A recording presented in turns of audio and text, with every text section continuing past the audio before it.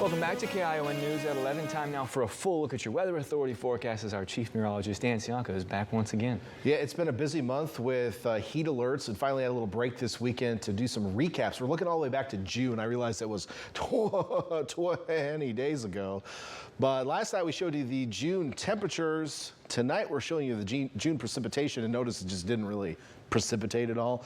We had a little bit of drizzle, which is common during the month of June, and occasionally we get a weather system in June that brings some rain to the region early in the month. That's why most areas typically get a little bit of rain, but it's not uncommon to have a completely dry June month, maybe even a couple years in a row. But that's what we had this year, and you can see we just hit zeros pretty much with the percentage of normal.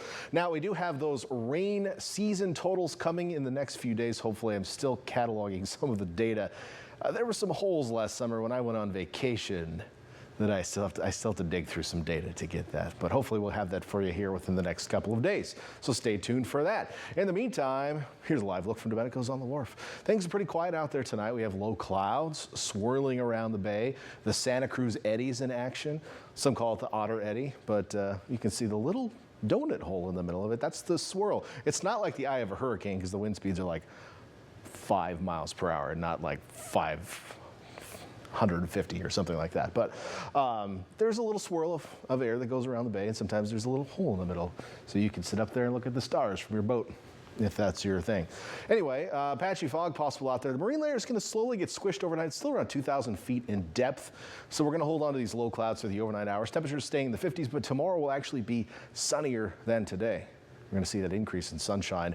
That's also going to bring some heat to inland areas. Now, most coastal cities, most of the KION viewing population will not be under a heat alert for the next 3 days, but some of you may be.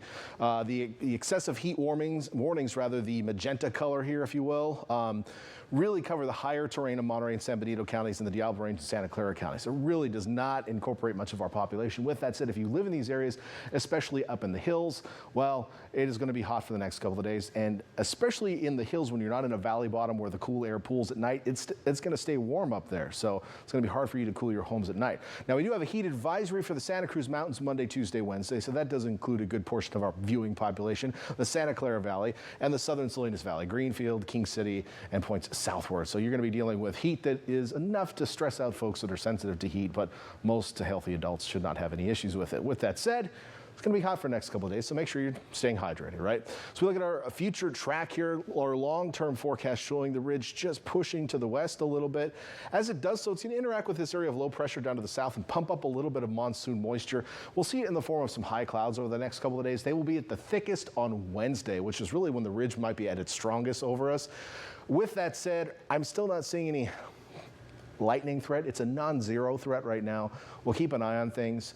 But right now we're just tracking some moisture, some high clouds. Make sure to stay tuned to the forecast. That could change, I suppose, but for the most part, I'm just expecting some heat over the next couple of days inland with this ridge sitting here. It is going to ease starting on Thursday, then troughing on the west coast will take over, and that's going to cool us back down into the weekend. And we'll see the winds pick back up on the coast as well after a couple of lighter days here ahead. So let's take you to that short-term future track here and talk about those clouds overnight. Again, they're going to be filling in around the bay with some patchy fog in the valleys into the morning hours. And then as we head into the day tomorrow, we're going to clear out, I think, pretty quickly once the sun comes up.